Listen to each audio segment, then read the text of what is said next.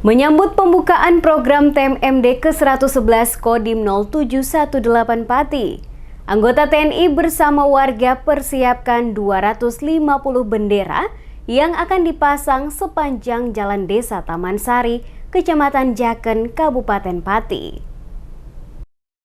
Dalam rangka menyambut program TMMD ke-111 Kodim 0718 Pati di Desa Taman Sari, anggota TNI bersama warga desa setempat persiapkan 250 bendera merah putih yang akan dipasangkan di sepanjang jalan. Bersama-sama sejumlah anggota TNI, warga lakukan pemasangan bendera merah putih dengan tiang di halaman Balai Desa Taman Sari. Sersan Kepala Supeno, anggota TNI Kodim 0718 Pati mengatakan, adanya pemasangan bendera merah putih dalam rangka memeriahkan pembukaan TMMD yang akan segera berlangsung. Kita persiapan umbul-umbul di sepanjang jalan TMMD yang akan kita laksanakan nanti.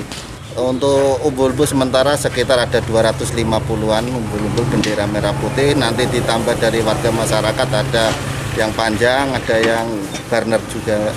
Untuk bendera kita letakkan di sebatas area lokasi TMMD ke-111.